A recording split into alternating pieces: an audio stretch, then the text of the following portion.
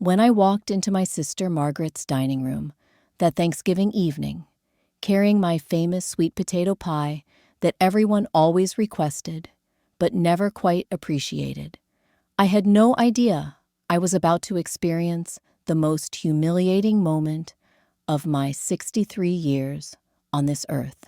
The table was already set with her best china, the kind she only brought out when she wanted to remind everyone that she had made it in life.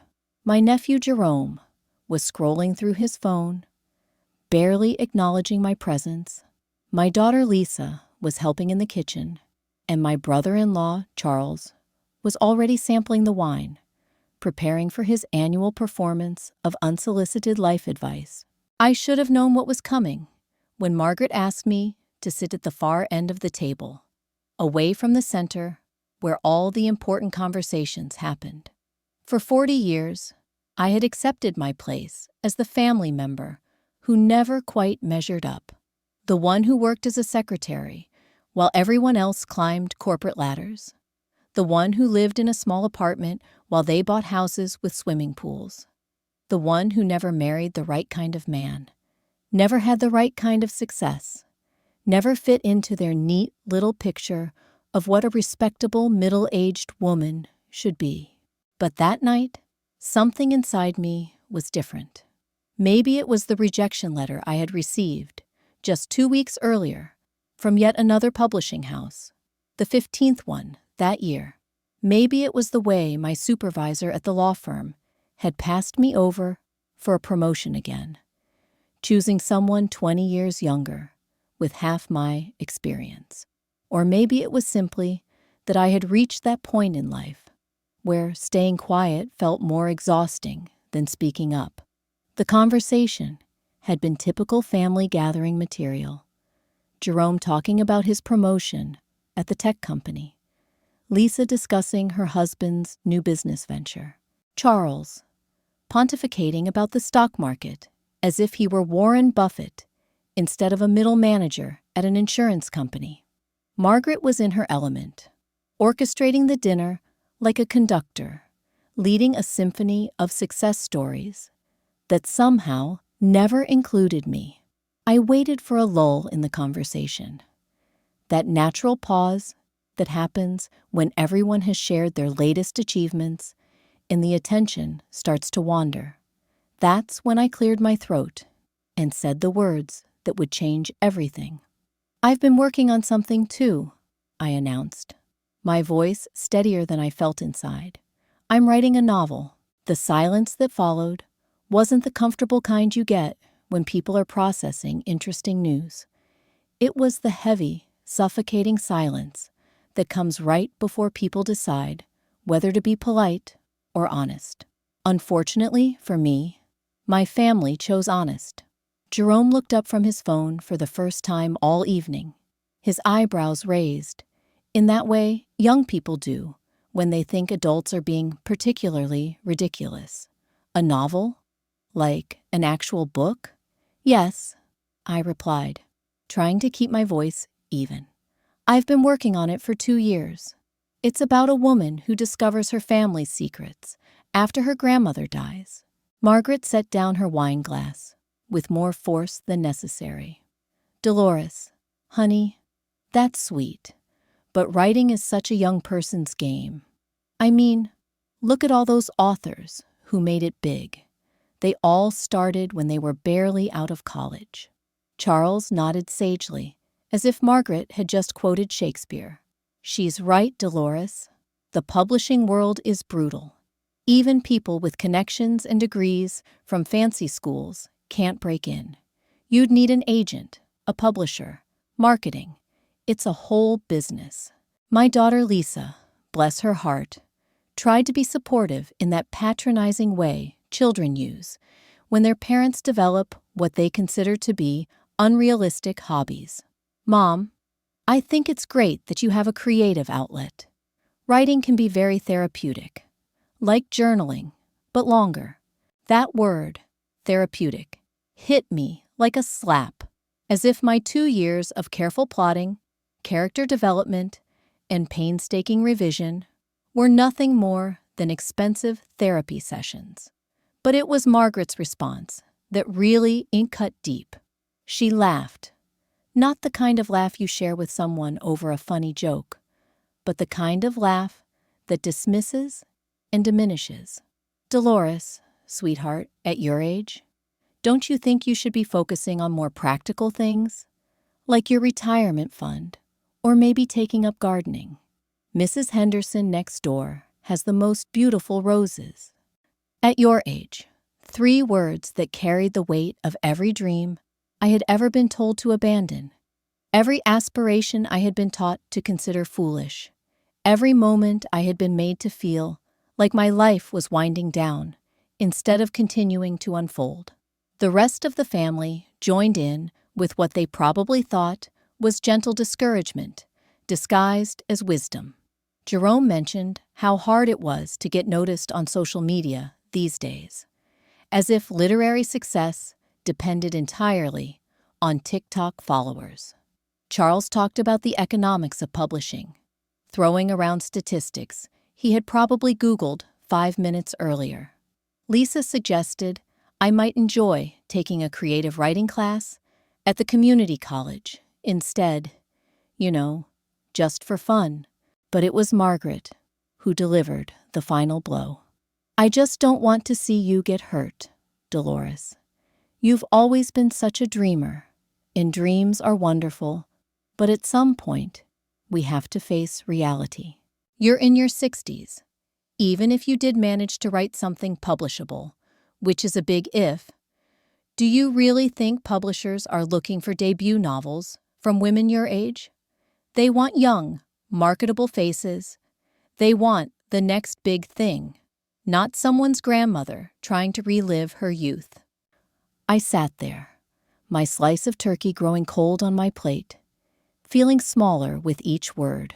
The sweet potato pie I had brought, the one they all loved so much, suddenly looked pathetic sitting on the sideboard. Everything about me, in that moment, felt pathetic. The conversation moved on to other topics, leaving my literary ambitions behind, like roadkill on the highway of family dinner discussion. They talked about holiday plans, about Jerome's new girlfriend, about Charles's golf game, normal family things that normal families discuss when they haven't just crushed someone's soul over the cranberry sauce. I made it through the rest of the evening by retreating into that quiet space I had perfected over the years, the place where I could observe without fully participating, where I could smile and nod while my heart was breaking. When it came time for dessert, everyone raved about my sweet potato pie, as they always did, praising my baking skills while completely dismissing my writing dreams. The irony wasn't lost on me. As I drove home that night, my small apartment seemed even smaller, my life even quieter. I sat at my kitchen table, looking at the laptop where my novel lived, all 90,000 words of it, and wondered if my family was right.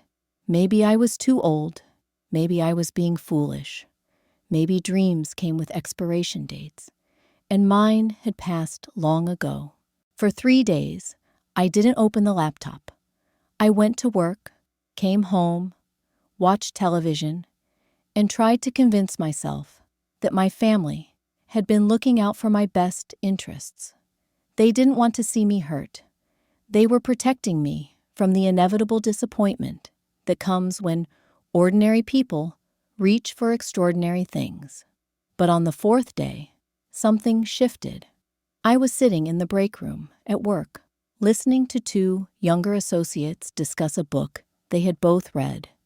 When it hit me, they were talking about the story, about the characters, about how the book had made them feel. Not once did they mention the author's age, or marketability, or social media presence. They were talking about the power of words to transport and transform. That evening, I opened my laptop and read my novel from beginning to end. It wasn't perfect, but it was good. More than good.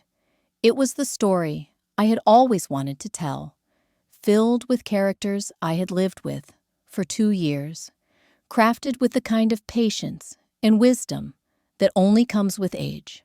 My family had been wrong about one thing. This wasn't therapy or a hobby or a way to pass time in my golden years. This was work, real work, important work. The next morning, I started researching agents again. Not the big, fancy ones who represented best-selling authors, but the smaller, hungrier ones who might see potential where others saw only demographics. I revised my query letter for the 16th time, focusing not on my age or my lack of previous publications, but on the strength of my story.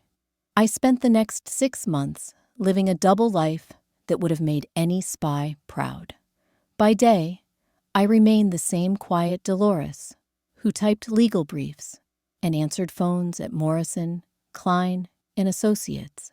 But by night and on weekends, I transformed into someone I barely recognized, someone determined, focused, relentless in pursuing what everyone else had dismissed as an impossible dream. The rejections continued to pour in, each one a small knife twist in my already wounded confidence. Agent after agent sent form letters thanking me for my submission, but explaining that my work wasn't quite right for their list. Some didn't even bother to respond. I kept a spreadsheet of every query sent, every response received, every door slammed in my face. The numbers were depressing, but they were also fuel for the fire that had started burning in Margaret's dining room. My co-workers began to notice changes in me, though they couldn't quite put their finger on what was different. I stopped joining in when they complained about their workload or gossiped about office politics. During lunch breaks, while they scrolled through social media, I read industry publications and craft books. I learned about query letters in synopsis writing, about the difference between literary and commercial fiction, about the mysterious world of publishing that my family had so confidently declared impenetrable. Mrs. Patterson, the elderly woman who lived across the hall from me, became my unlikely confidant.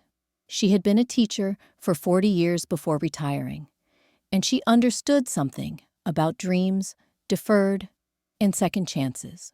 When I told her about Thanksgiving dinner, her eyes flashed with an anger that surprised me.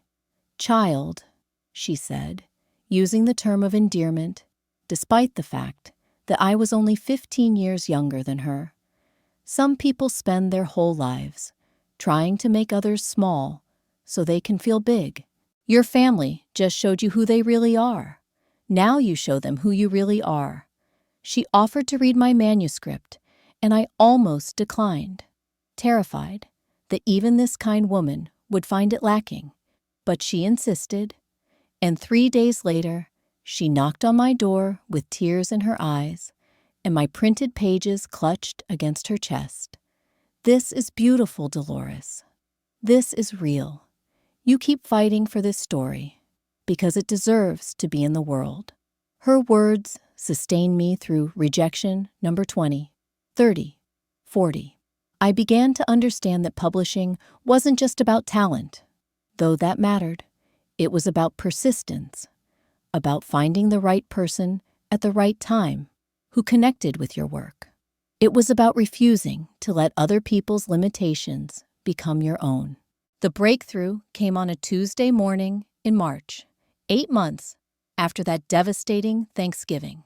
I was at work, mechanically typing a brief about contract disputes, when my phone buzzed with an email notification. I almost ignored it, assuming it was another rejection. But something made me look. The subject line read, "Request for full manuscript. The secrets we keep." My hand started shaking so violently I could barely hold the phone. Sarah Chen, a young agent at a boutique literary agency, had not only read my query letter, but had been moved enough by the first 3 chapters to request the complete novel. She wrote that my voice was authentic and compelling, and that she was eager to see where the story leads. I read the email 17 times before I believed it was real. Then, I did something I hadn't done in decades. I left work early, claiming a sudden illness that wasn't entirely a lie, because my heart was racing so fast, I thought I might actually faint. That evening, I sent Sarah Chen my complete manuscript with a cover letter that I rewrote 6 times. Then, I waited and waited. The 2 weeks it took for her response felt like 2 years. But when it came, it changed everything. She wanted to represent me. The phone call lasted 30 minutes, and I spent most of it crying. Sarah explained that she saw tremendous potential in my work, that the story resonated with her on multiple levels, and that she had several publishers in mind who might be interested. She talked about marketing strategies and target audiences, about the growing demand for diverse voices and authentic stories about family secrets and generational trauma. "The publishing world is changing, Dolores," she said, using my first name as if we were old friends. "Readers want stories from all kinds of voices, all ages, all backgrounds. Your perspective as a woman who has lived through decades of family dynamics brings an authenticity to this story that a younger writer simply couldn't achieve." 6 weeks later, Sarah called with news that made me sit down hard in my kitchen chair. We had a publisher, not just any publisher, but Riverside Press, a respected house known for literary fiction that tackles complex family relationships. They wanted my novel, and they were offering an advance that was more money than I made in 6 months at the law firm. The editor, a woman named Janet Morrison, had written a personal note expressing her excitement about the book. She wrote that my protagonist's journey of discovering her family's hidden truths felt both specific and universal, and that she believed readers would connect deeply with the themes of identity, family loyalty, and the courage required to confront uncomfortable realities. The publication process moved faster than I had imagined possible. Professional editors helped polish my prose without changing my voice. A marketing team developed strategies to reach readers who loved family sagas and stories about women finding their strength later in life. A cover designer created artwork that perfectly captured the mood of my story. Throughout it all, I told no one in my family what was happening. When Lisa called to check on me, I mentioned that I was still writing, still enjoying my little hobby. When Margaret invited me to Easter dinner, I brought my famous sweet potato pie and listened to the same kinds of conversations we always had about careers and achievements and practical concerns. I smiled and nodded and played my role as the family member who had never quite figured out how to be successful. But inside, I was counting down the days until my publication date, October 15th, exactly 11 months after that humiliating Thanksgiving dinner. Sarah had arranged for advance review copies to be sent to major publications, and the early responses were better than I had dared to hope. Publishers Weekly called it a nuanced exploration of family secrets that will resonate with readers across generations. Kirkus Reviews praised my authentic voice and compelling character development. The book tour was scheduled to begin 2 weeks before Thanksgiving, with readings and signings in bookstores across 3 states. My author photo showed a woman I barely recognized, someone confident and accomplished, someone who had defied every expectation and limitation that had ever been placed on her. As October approached, I began planning my return to Margaret's Thanksgiving table. This time, I wouldn't be bringing just my sweet potato pie. I would be bringing something else entirely, something that would shift the entire dynamic of our family gatherings forever. I thought about Mrs. Patterson's words, about showing them who I really was. I thought about all the times I had been dismissed, overlooked, made to feel like my dreams were foolish, and my aspirations were inappropriate for someone my age. I thought about the laughter that had cut so deep, about the way they had treated my 2 years of dedicated work as nothing more than an elderly woman's delusion. The sweet revenge I was planning wouldn't involve anger or confrontation. It would be much more elegant than that. It would be the simple, undeniable truth of achievement in the face of their certainty that I would fail. It would be the quiet satisfaction of proving that dreams don't have expiration dates, that success doesn't have age limits, and that sometimes the family member everyone underestimates turns out to be the one with the most surprises left to share. The book launched on a crisp October morning, and I watched from my apartment window as delivery trucks moved through the neighborhood, carrying boxes that contained my story to bookstores across the city. My hands trembled as I held the first copy, running my fingers over the cover that bore my name in elegant script. Dolores Washington, it read, as if I had always been an author, as if this moment had been inevitable rather than miraculous. The first reading was at a small, independent bookstore downtown, and I arrived 30 minutes early, terrified that no one would come. But as 7 o'clock approached, people began filtering in. Not crowds, but enough to fill the folding chairs that had been arranged in a semicircle near the fiction section. An elderly gentleman in a tweed jacket, a young mother with a baby sleeping in a carrier, 2 women who looked to be around my age, their faces bright with curiosity. I read the opening chapter, the one where my protagonist discovers her grandmother's hidden letters, and I watched their faces change as the words took hold. When I finished, the questions came naturally, genuinely interested inquiries about my writing process, my inspiration, the research I had done into family histories and buried secrets. No one asked about my age or whether I was too old to be starting a writing career. They cared about the story, about the characters, about the truths I had managed to capture on the page.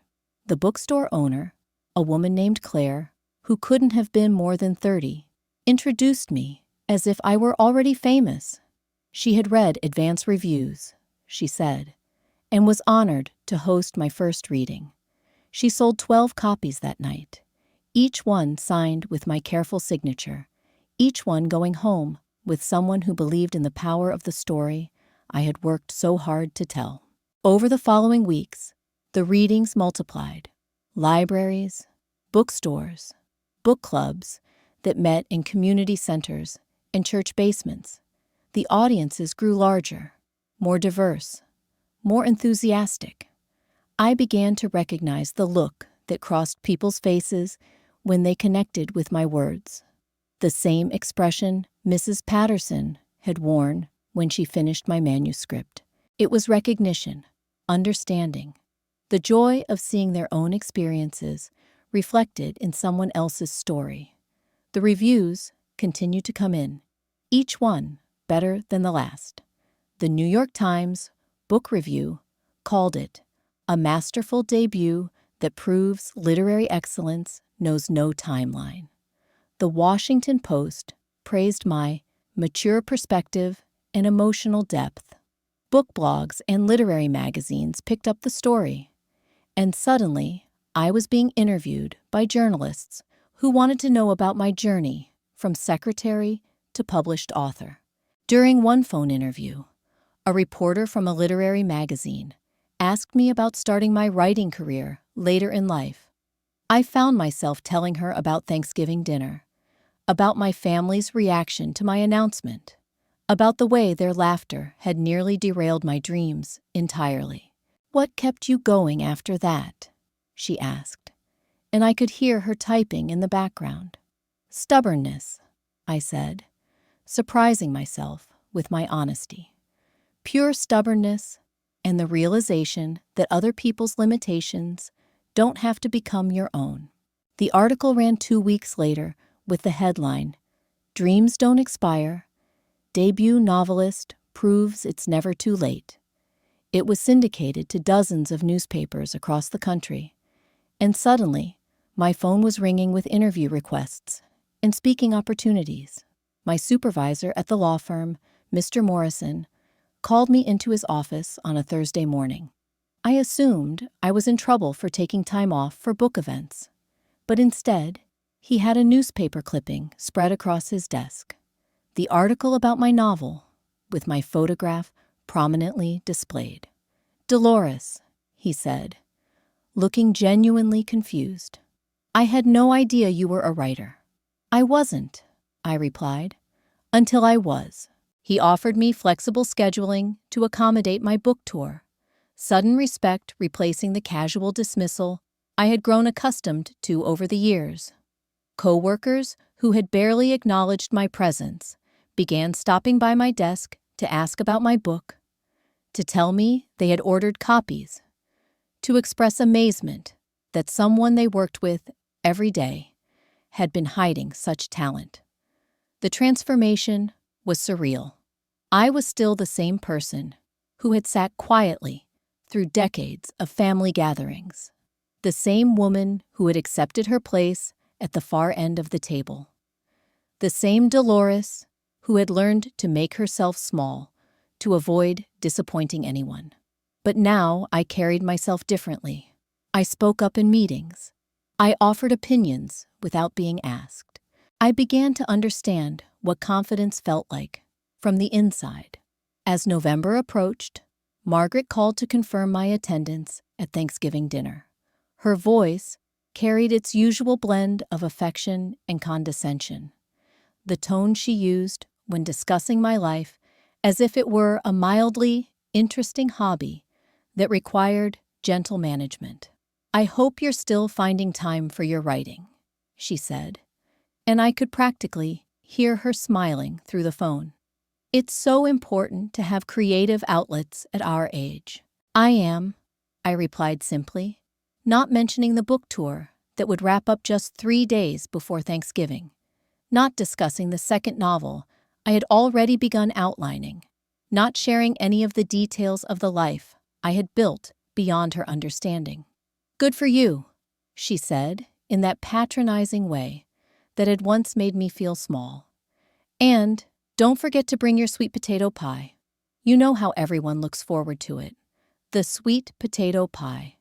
My one acknowledged contribution to family gatherings. The single thing I did that earned universal praise and appreciation." As I hung up the phone, I realized that this year, I wouldn't be defined solely by my baking skills. The final reading of my book tour took place at a large bookstore in the suburbs, just 20 minutes from Margaret's house. The event was scheduled for the Monday evening before Thanksgiving, and the store had ordered extra copies based on advance interest. When I arrived, I was shocked to see the largest audience yet. Nearly 60 people filling every available seat, with others standing along the walls. I read from a chapter near the end of the book, where my protagonist finally confronts her family about the secrets she has uncovered. As I spoke the words I had written in my small apartment, surrounded by the rejection letters that had nearly convinced me to give up, I felt the power of the moment. These people, strangers who had chosen to spend their evening listening to me read, were validating every hour I had spent crafting this story. During the question and answer session, a woman in the back raised her hand. "I read in an interview that your own family didn't initially support your writing. How does that feel now that you've achieved success?" The question hung in the air, and I felt the attention of the entire room focus on me. I thought about honesty, about the complexity of family relationships, about the difference between forgiveness and vindication. "Family dynamics are complicated," I said carefully. Sometimes the people who love us most are also the most afraid of seeing us change. They mean well, but they can't always see past their own fears and limitations. Success doesn't erase that hurt, but it does provide a different perspective. After the reading, as I signed books and chatted with readers, I noticed a familiar face in the line. Jerome, my nephew, stood near the back, looking uncomfortable and uncertain. When he reached the front of the line, he avoided eye contact as he handed me a copy of my book. "Could you sign this for my mom?" he asked quietly. She wanted to read it." I looked at him for a long moment, remembering the young man who had barely looked up from his phone when I announced my writing plans a year ago. Now he seemed smaller somehow, uncertain in a way that reminded me of how I used to feel at family gatherings. "Of course," I said, opening the book to the title page. I wrote a simple inscription. "To Margaret, with love from your sister." Nothing more, nothing less. As Jerome walked away with the signed book, I realized that word of my success had already reached my family. They knew, whether through newspaper articles, social media, or simple gossip, they had learned that the woman they had dismissed as a foolish dreamer had achieved exactly what they had declared impossible. The irony wasn't lost on me. For decades, I had craved their approval, their recognition, their belief in my potential. Now that I had succeeded beyond my own wildest expectations, their opinions mattered less than they ever had. I didn't need their validation anymore, because I had found something more valuable, my own sense of worth, built on real achievement rather than family politics. As I drove home from the bookstore that night, I thought about the upcoming Thanksgiving dinner.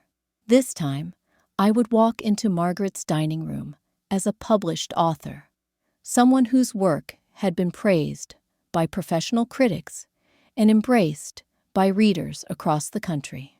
I would no longer be the family member who never quite measured up, the one whose dreams were considered inappropriate for her age.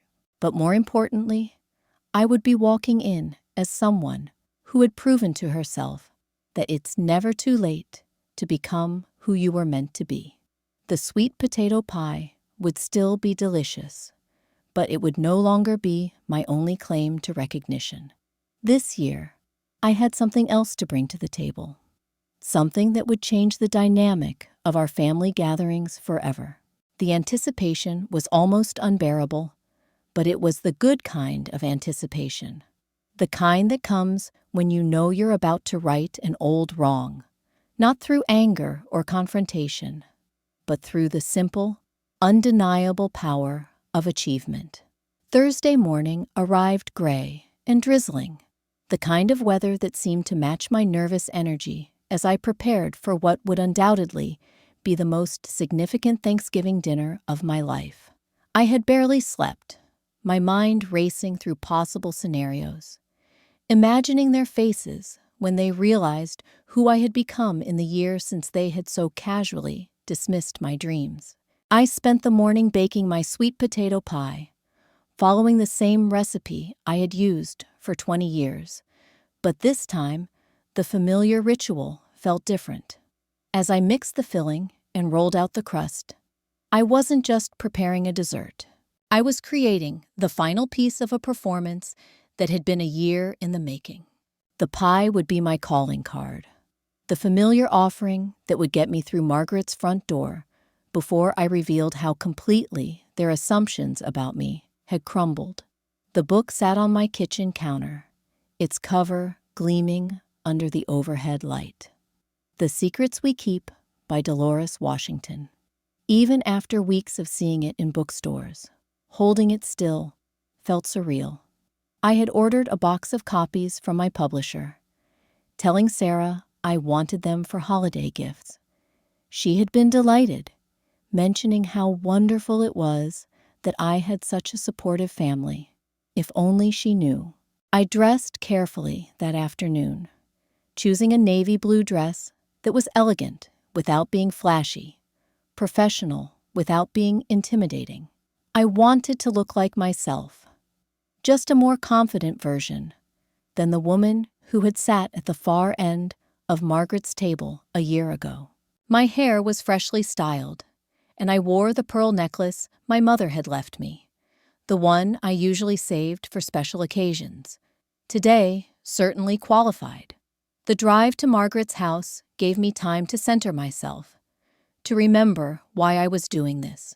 It wasn't really about revenge, though I'd be lying if I said the prospect of their shock didn't thrill me. It was about reclaiming my place in the family narrative, about refusing to be the supporting character in my own story any longer. For too many years, I had allowed them to define me by what I lacked rather than what I possessed. Today, that would change. Margaret's house looked exactly the same as it had the year before. The perfectly manicured lawn and elegant colonial architecture, broadcasting success and respectability. But as I pulled into the driveway, I realized I was seeing it through different eyes. It no longer seemed as imposing, as representative of everything I had failed to achieve. It was just a house belonging to people whose opinions had once held too much power over my sense of self-worth. Jerome's car was already there, along with Lisa's and Charles's truck. The whole family gathered again, ready for another year of the same conversations, the same dynamics, the same assumptions about who belonged where in the hierarchy of achievement. I sat in my car for a moment longer, holding the pie in one hand and my purse in the other, knowing that inside that purse were 5 signed copies of my novel, one for each family member who had laughed at my dreams. Margaret opened the door before I could knock, her smile bright and welcoming, in that way that had always felt slightly performative. She looked exactly as she had the year before, impeccably dressed and perfectly coiffed, ready to host another successful family gathering in her beautiful home. "Dolores, honey, you look wonderful," she said, embracing me with the kind of hug that was warm but brief, affectionate but not too intimate. "And you brought the pie. Everyone's been asking about it since I told them you were coming."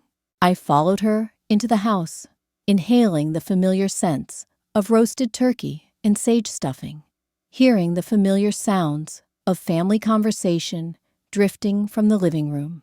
Everything was exactly as it had been, except for me. I was carrying secrets now, accomplishments they couldn't imagine, a success story that would rewrite their understanding of who Dolores Washington really was. The living room scene was almost identical to the previous year. Jerome was on the couch, though this time he looked up when I entered, his expression unreadable. Lisa was setting out appetizers, chattering about her husband's latest business venture. Charles was in his usual chair, wine glass already in hand, ready to hold court with his opinions on everything from politics to the stock market. They all greeted me warmly, with the kind of affection reserved for family members whose lives don't threaten anyone else's sense of superiority. "Aunt Dolores, how's the writing going?" Jerome asked, and I caught something different in his tone. Was it nervousness? Did he suspect something? Had Margaret told them about the book he'd asked me to sign?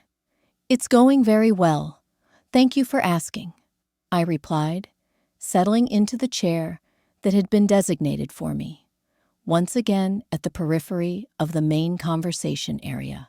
But this time, I didn't mind the placement. Sometimes, the best view of a performance comes from the side of the stage. Lisa brought me a glass of wine, settling into her usual spot on the sofa.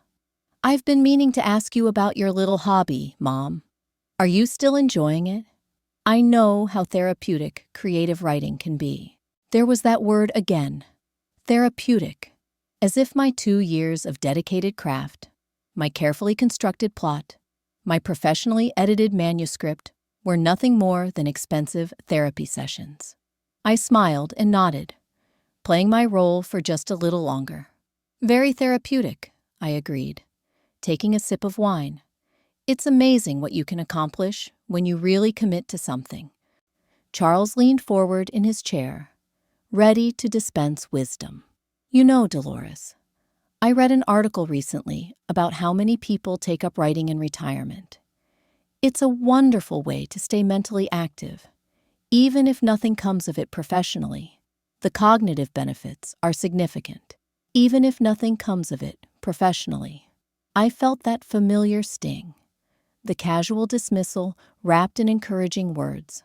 But this time, instead of shrinking away from it, I found myself studying his face, memorizing his expression for what I knew would come later. You're absolutely right, Charles, I said. The cognitive benefits have been remarkable. I feel sharper than I have in years. Margaret called us to dinner, and we moved to the dining room, where the table was set with her finest china, just as it had been the year before. The same seating arrangement, the same centerpiece, the same sense of hierarchy and tradition. But, as I took my place at the far end of the table, I felt like an actor who had been given a completely different script than everyone else. The dinner conversation followed predictable patterns. Jerome talked about his promotion and his new girlfriend. Lisa discussed her children's achievements in school.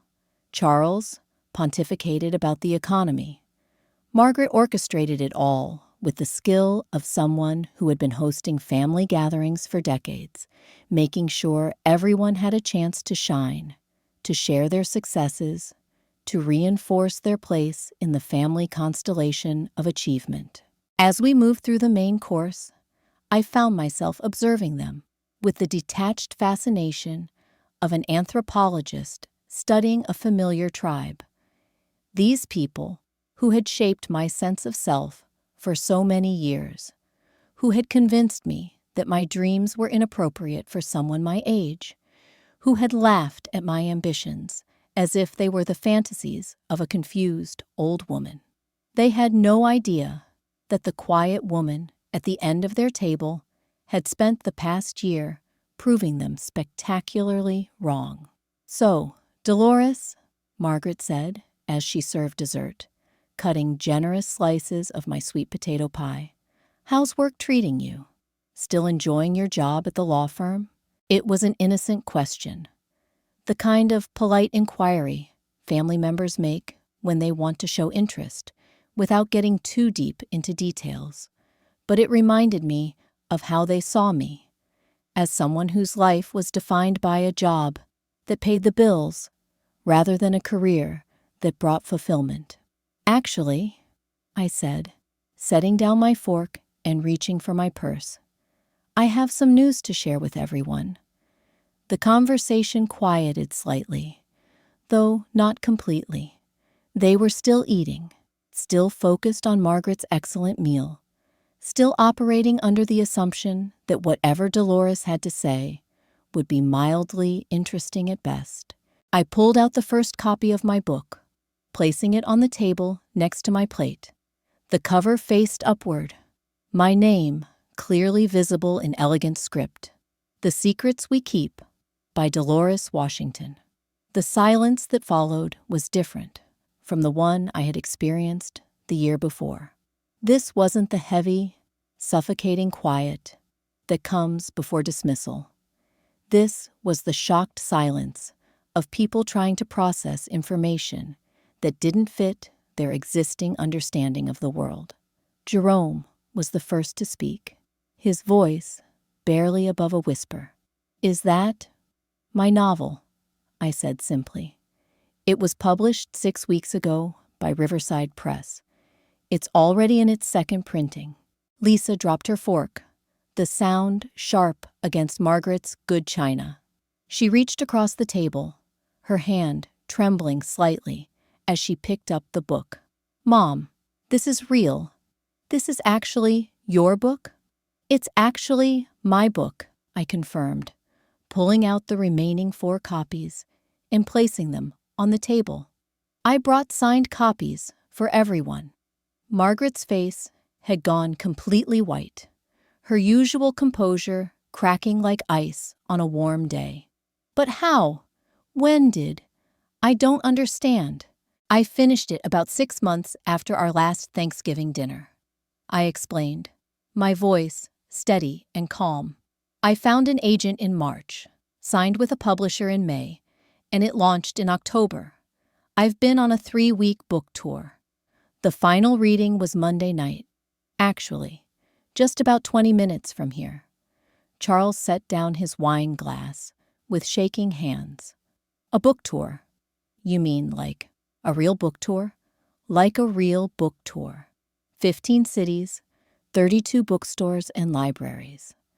The reviews have been quite positive. Publishers Weekly called it a nuanced exploration of family secrets that will resonate with readers across generations. I watched their faces as the reality sank in. The woman they had dismissed as a foolish dreamer. The family member whose aspirations they had treated as age-inappropriate delusions had not only achieved exactly what they said was impossible, but had done so with a level of success that exceeded even my own expectations. Jerome picked up one of the books, turning it over to read the back cover. The New York Times reviewed it favorably, I said. They called it a masterful debut that proves literary excellence knows no timeline. The irony of that phrase wasn't lost on any of us. Literary excellence knows no timeline.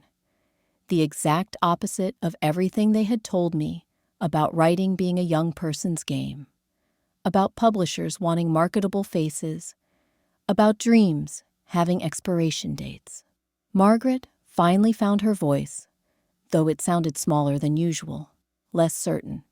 Dolores, we had no idea. Why didn't you tell us? It was the question I had been waiting for, the one that would let me address the elephant in the room with grace rather than anger. I tried to tell you. Last Thanksgiving, remember, when I said I was working on a novel, the silence that followed was deafening. I could see them all remembering, replaying that conversation in their minds, hearing their own voices dismissing my dreams, laughing at my ambitions, telling me I was too old to start something new. Lisa's eyes filled with tears. Mom, we were so awful to you. You were concerned about me, I said gently, though we all knew that wasn't entirely true.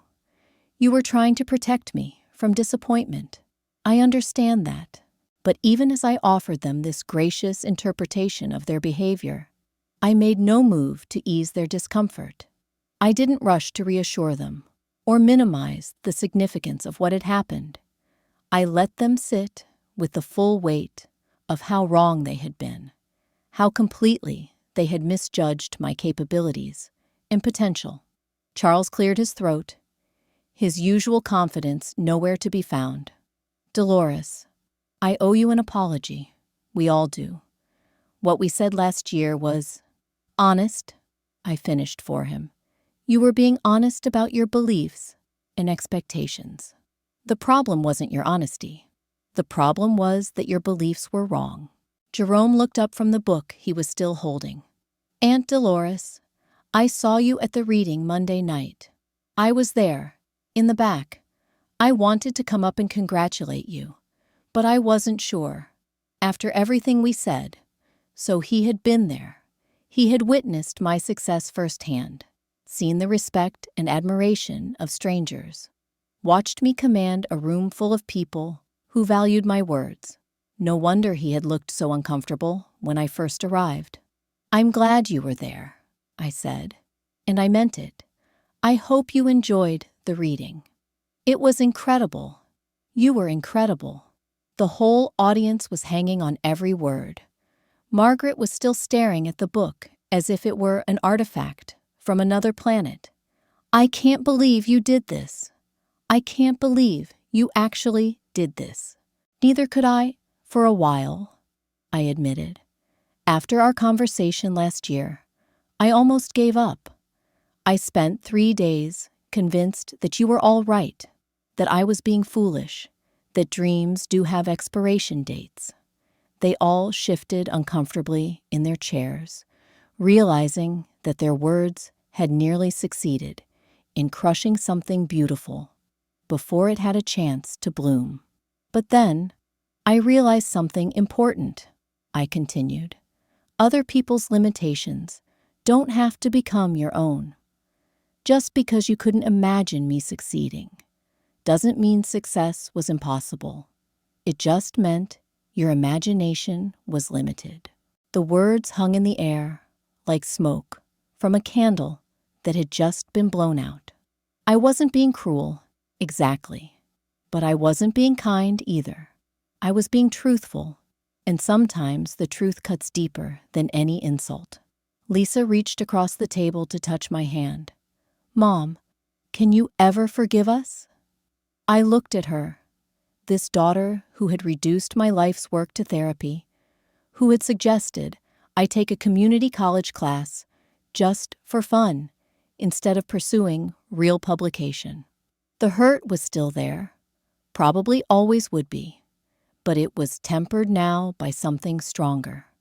The knowledge that I had proven myself, not just to them, but to the world.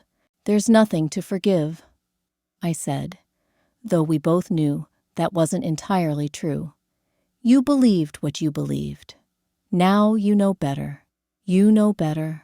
Margaret set down her coffee cup with trembling hands, the delicate china rattling against the saucer in a way that would have mortified her under normal circumstances.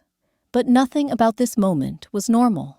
The woman she had spent decades treating as the family's gentle failure, the sister who brought excellent pies but unrealistic dreams, had just shattered every assumption they had built their superiority on. Dolores, she said, her voice barely steady, I need to understand something. When you said you were writing a novel last year, you were serious. You were already working on this. I nodded, taking a small bite of my own sweet potato pie, savoring both the familiar flavors and the unfamiliar sensation of holding all the power in a family conversation. I had been working on it for 2 years by then.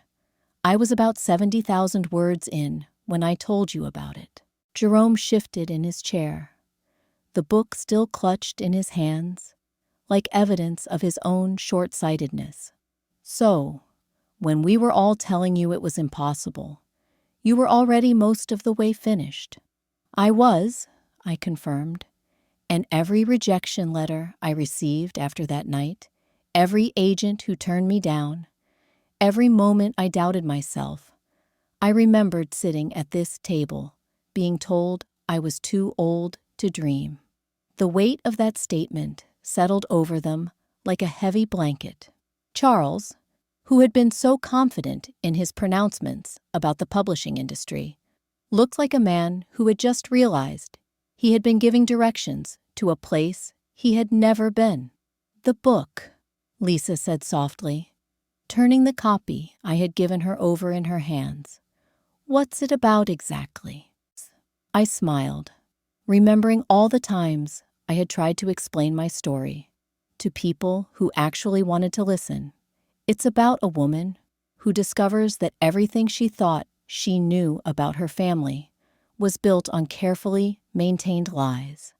When her grandmother dies, she finds letters that reveal secrets spanning 3 generations.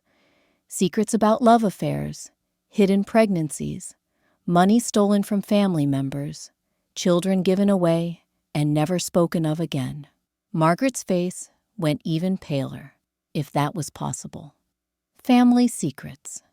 Family secrets, I repeated, about how families can destroy each other with silence just as effectively as they can with cruelty, about how the people who claim to love you most can be the ones who understand you least. The metaphor wasn't lost on anyone at the table. My fictional family bore uncomfortable similarities to our real one, though I had been careful to change enough details to protect everyone's privacy.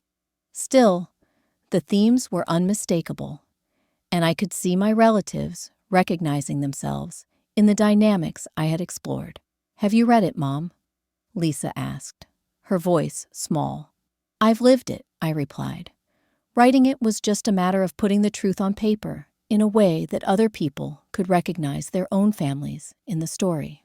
Jerome finally set the book down, running his hands through his hair in a gesture that reminded me of the little boy he used to be, back when he would actually look up when I entered a room. "Aunt Dolores, I feel terrible. We all feel terrible. Do you?" I asked, and there was something in my tone that made them all look at me more carefully. "Do you feel terrible because you hurt me? Or do you feel terrible because you were wrong?" It was a distinction that mattered, and they knew it. Feeling sorry for hurting someone requires genuine remorse and a commitment to change. Feeling sorry for being wrong is just embarrassment, dressed up as apology. Lisa was the first to answer, her voice barely above a whisper. "Both. We hurt you, and we were wrong. And we were wrong because we never really saw you as someone who could surprise us." Her honesty was unexpected and more painful than any of the dismissive comments from the year before. At least then, they had been reacting to something they thought they understood. Now she was admitting that they had never really seen me at all. "You saw me as safe," I said, putting words to what we were all thinking. The family member who would always be there, always be grateful for inclusion, always settle for whatever scraps of attention you threw my way. Someone whose dreams were small enough not to threaten your sense of your own achievements. Charles shifted uncomfortably in his chair. "That's not fair, Dolores. We never thought of you that way. Didn't you?" I asked, my voice still calm, but carrying an edge that made them all straighten slightly. "When was the last time any of you asked me about my life without it being a polite formality? When was the last time you considered that I might have ambitions beyond baking pies and filing legal documents?" The silence stretched long enough for them to realize they couldn't answer those questions without admitting truths they weren't ready to face. Margaret finally spoke, her usual commanding presence reduced to something smaller and more uncertain. "What do you want from us, Dolores? How do we fix this?" It was the question I had been waiting for, though not for the reasons they might have expected. I didn't want their apologies or their belated recognition. I had moved beyond needing their validation. But I did want them to understand the full scope of what their dismissal had cost. Not just me, but them.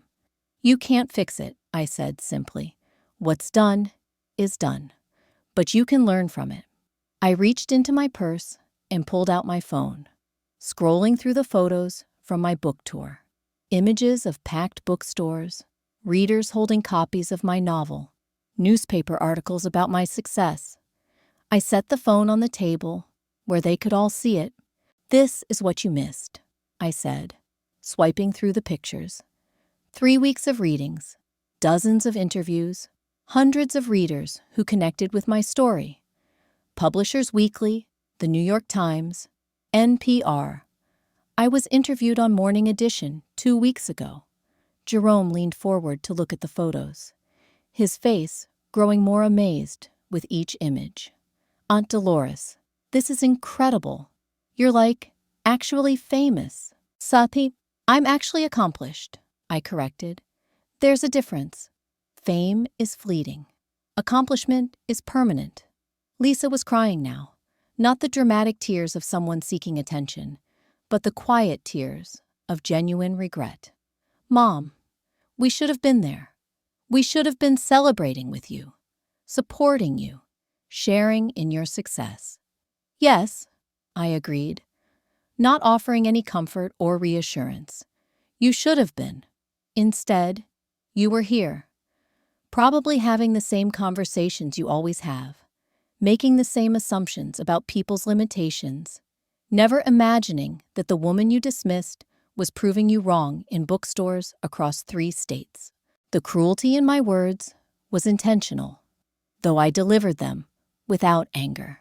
I wanted them to feel the full weight of what they had missed, the opportunities for pride and celebration that their narrow-mindedness had cost them. Margaret picked up one of the books again, opening it to the dedication page. To those who dream past their expiration dates, she read aloud, her voice breaking slightly on the last word. That's about you, I said matter-of-factly. All of you, and everyone else who thinks age determines possibility. Charles cleared his throat, his usual confidence nowhere to be found. Dolores, I don't know what to say. We were wrong. Completely, utterly wrong. Yes, you were. But being wrong isn't the worst part, Charles. The worst part is that you were so confident in your wrongness, so certain that you understood my limitations better than I understood my own possibilities. I stood up from the table, smoothing down my dress with the same gesture I had used countless times over the years when preparing to leave family gatherings early, when the weight of their dismissal became too heavy to bear. But this time, I wasn't leaving in defeat. I should probably head home, I said, collecting my purse. I have interviews scheduled for tomorrow morning. 3 different literary podcasts and a call with a book club in Seattle. They all stared at me, as if I were speaking a foreign language. The idea that quiet Dolores, Secretary Dolores, always available Dolores, had a schedule full of professional obligations that had nothing to do with them was apparently impossible to process. Wait, Margaret said, half rising from her chair. You're leaving, but we haven't. We need to talk about this more. We need to figure out how to make this right. I paused at the dining room doorway, looking back at them with something that might have been pity if it had been warmer. There's nothing to figure out, Margaret. You made your choices last year. You decided I was too old, too naive, too unrealistic to achieve what I said I was going to achieve. I proved you wrong. That's the end of the story. But we're family, Lisa said, her voice pleading. Family forgives. Family supports each other. Family supports each other before they succeed, not after, I replied. What you're feeling now isn't love or support.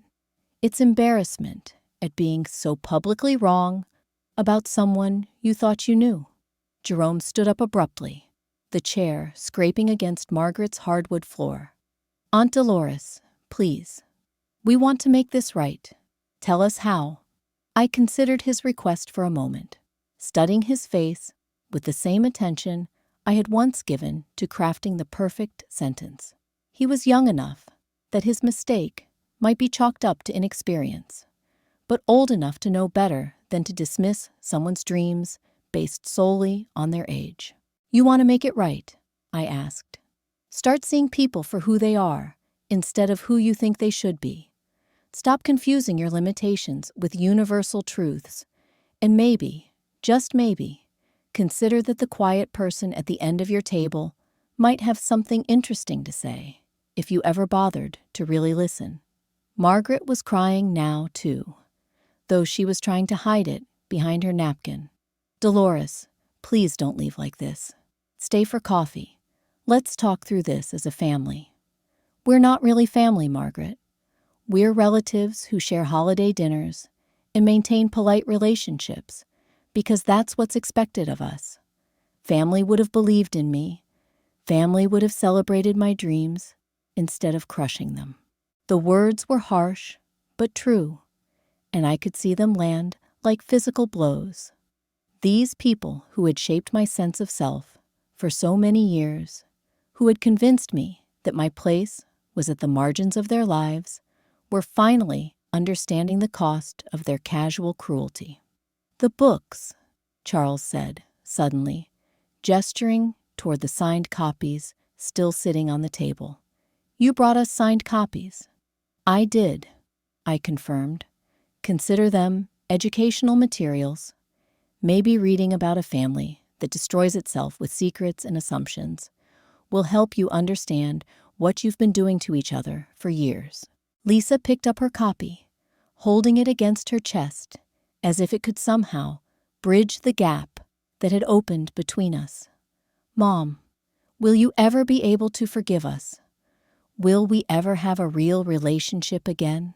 It was the question that cut deepest, the one that forced me to confront the difference between justice and revenge, between setting boundaries and burning bridges. I looked at my daughter, this woman who had reduced my life's work to therapy, who had suggested community college classes when I was already crafting something worthy of professional publication. "I don't know, Lisa," I said honestly. "Forgiveness is possible, but it requires more than apologies. It requires change, real change. And I'm not sure any of you are capable of seeing me differently enough to make that change meaningful." I walked toward the front door, my heels clicking on Margaret's polished floors, with a confidence that felt foreign after so many years of trying to make myself small in this house. Behind me, I could hear them talking in urgent whispers, trying to process what had just happened, trying to figure out how to repair damage that might be irreparable. At the front door, I paused with my hand on the knob.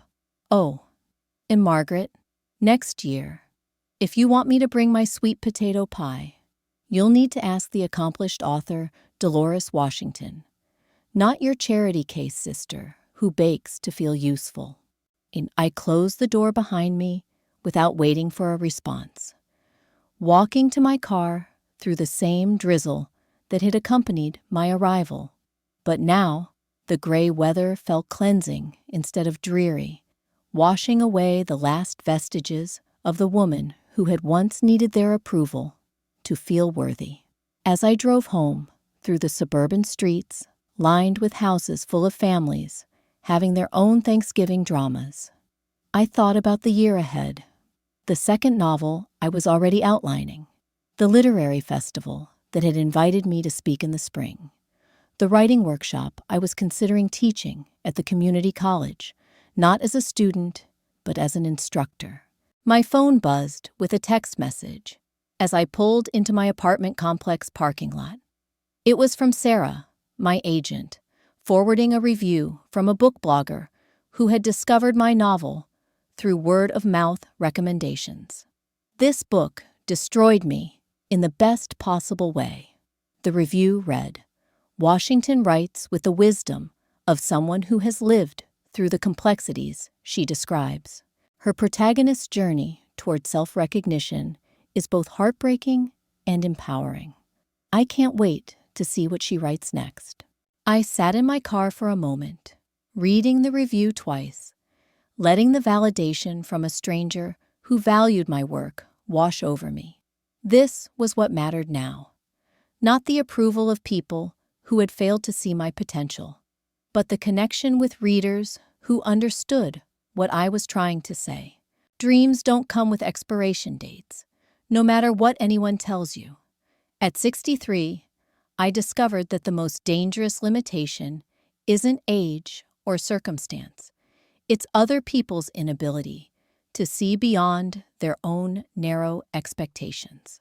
My family learned that the quiet woman they dismissed as a foolish dreamer had been building something extraordinary while they counted her out. Sometimes the greatest victory isn't getting an apology. It's no longer needing one. Your dreams are valid. Your age is irrelevant. And your worth isn't determined by people who can't imagine your success. Keep writing your story.